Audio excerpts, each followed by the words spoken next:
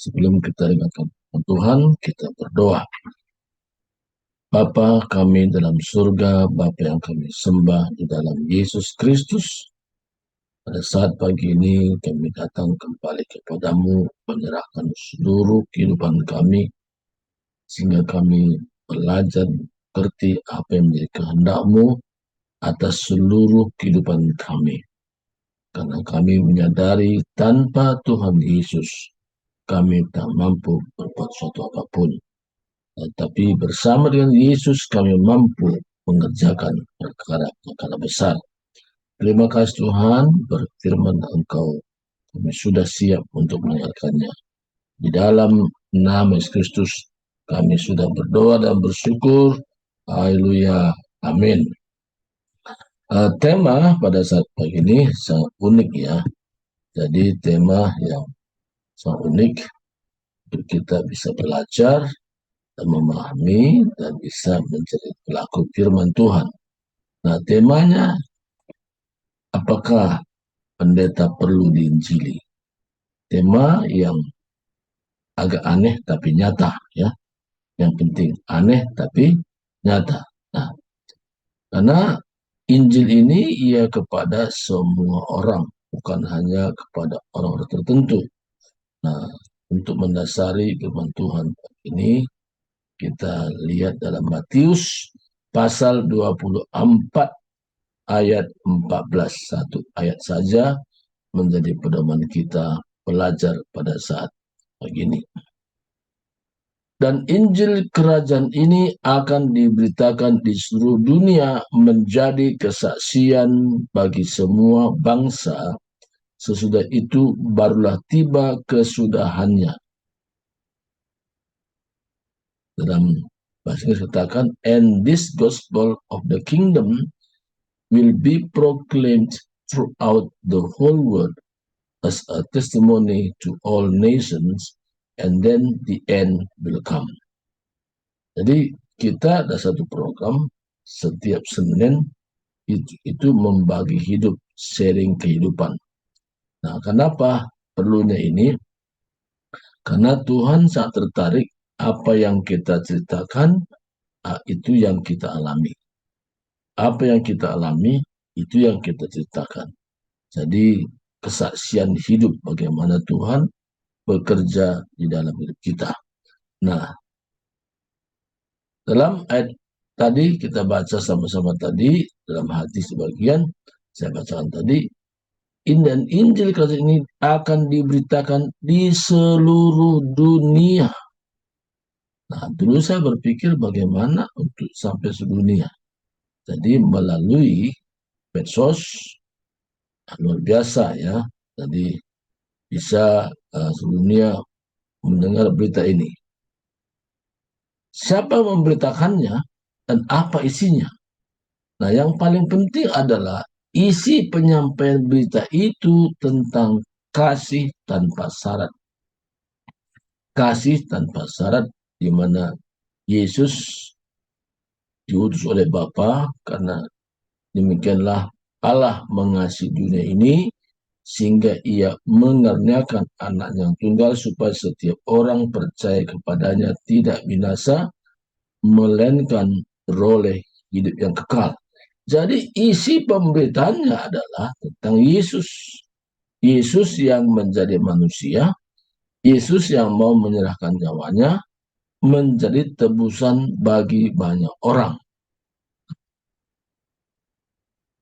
Menurut firman Tuhan bahwa tanpa menerima kabar ini tidak ada keselamatan. Karena dikatakan di bawah kolonial ini tidak nama lain yang diberikan kepada manusia yang olehnya dapat diselamatkan kecuali di dalam nama Yesus Kristus. Maka sangat penting berita ini.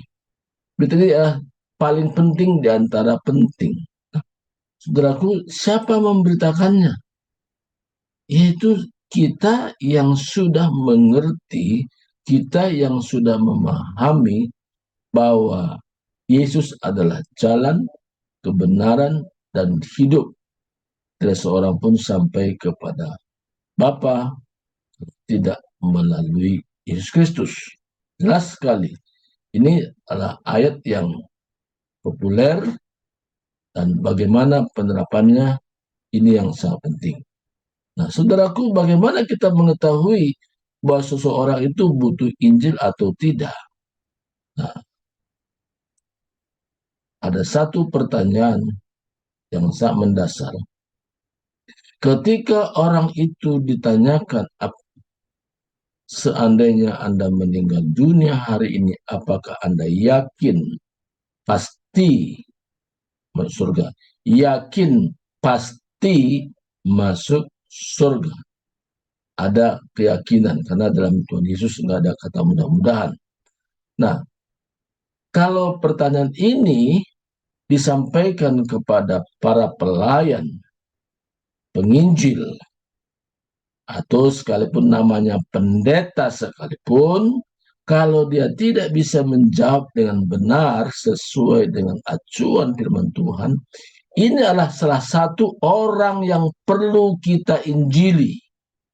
Jadi jabatan seseorang itu tidak menjaminan dia memiliki kepastian tentang keselamatan. Walaupun seorang anggota jemaat biasa saja yang tidak punya kedudukan, tapi ketika dia memahami tentang berita ini, dia yang layak menjadi pemberita Injil yang sebenarnya. Bahkan dia yang layak menjadi salah seorang yang menjadi sharing kehidupan kepada setiap orang. Karena apa yang dialami itu yang diberitakan. Saudaraku, jadi kabar baik ini penting diperdengarkan, bukan hanya di lingkungan saja, tapi sampai kemana-mana perlu diperdengarkan. Apalagi sekarang ini ada namanya media online, lewat Zoom, lewat YouTube, itu langsung juga orang bisa mendengar, langsung orang bisa menyimak, langsung juga orang bisa mendapatkan kesimpulan-kesimpulan dalam hatinya apa langkah selanjutnya. Jadi tanpa kabar ini, tanpa menerima berita ini dan menanggapinya, tidak ada keselamatan. Tidak ada. Jadi seseorang melayani bertahun-tahun tidak bisa, itu dasarnya dia diselamatkan.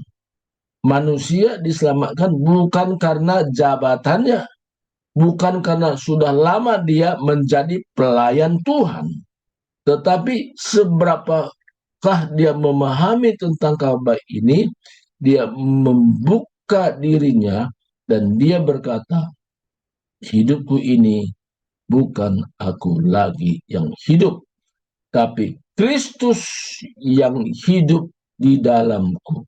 Jadi sekalipun dia sebagai anggota jemaat biasa, tapi dia menyadari sesadar-sadarnya bahwa hidupnya bukan dia lagi, tapi Kristus yang hidup dalam dia. Dia sudah memiliki kepastian keselamatan.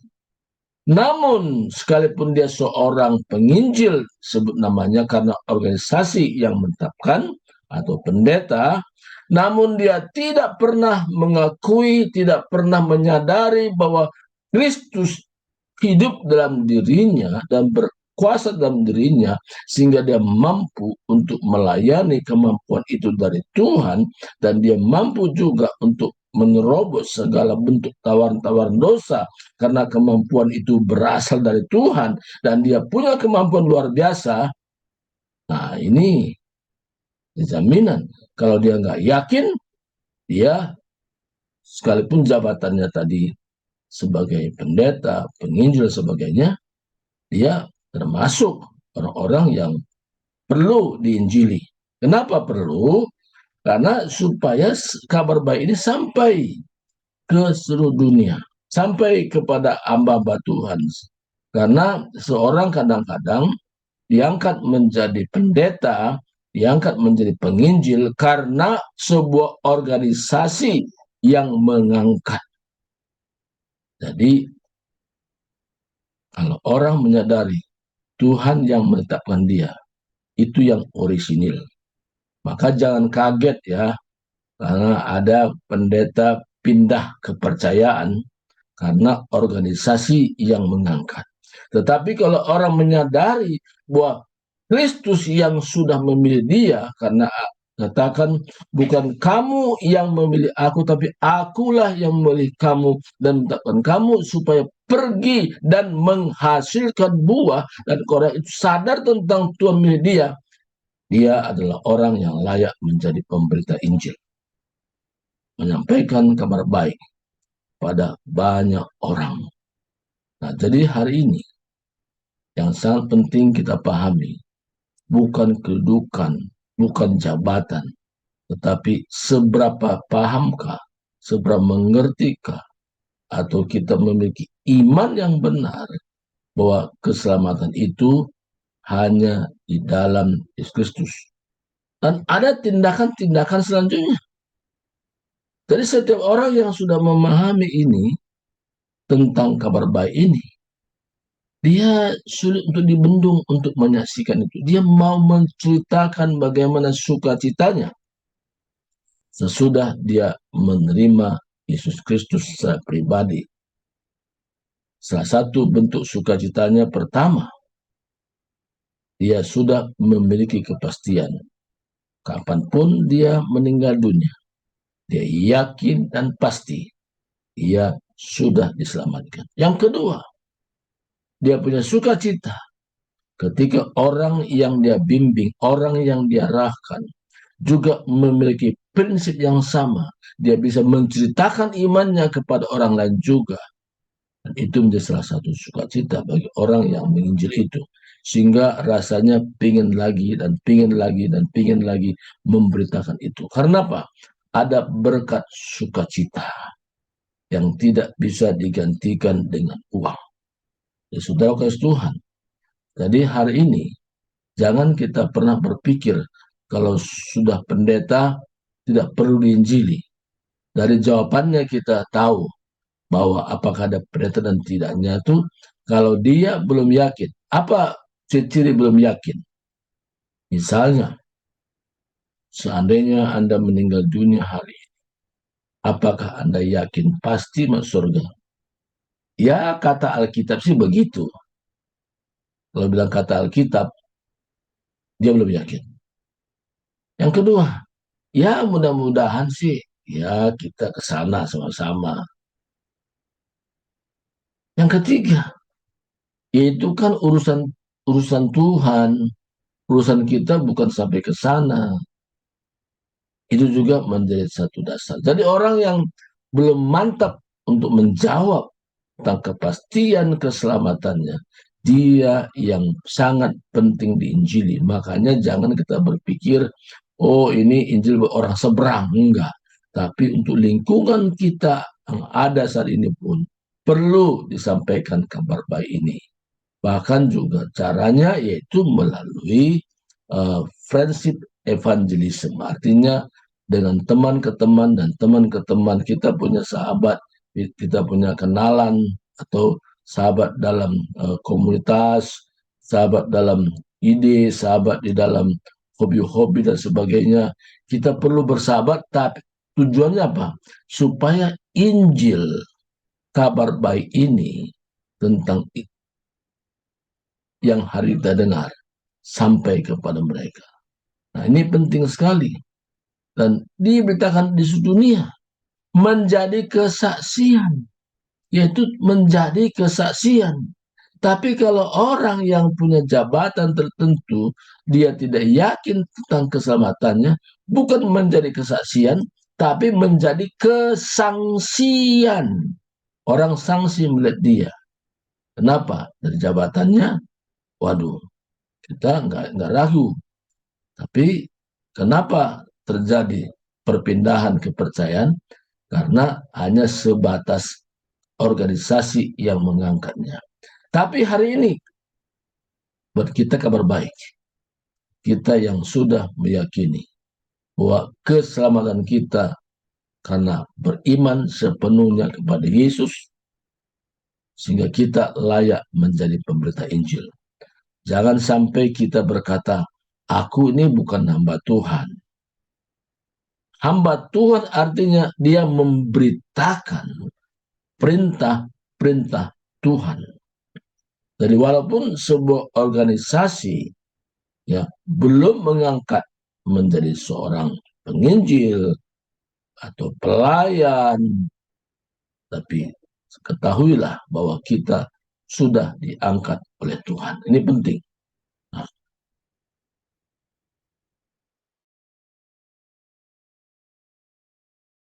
di hal ini sangat luar biasa, saudara. Kita harus pahami, makanya kita yang sudah menjadi pelayan Tuhan ini, kita perlu menyadari tanggung jawab kita besar. Kita tidak hanya diangkat oleh organisasi, tapi kita mau menyerahkan diri untuk berkata, ini aku Tuhan, pakailah hidupku sesuai dengan panggilan Tuhan.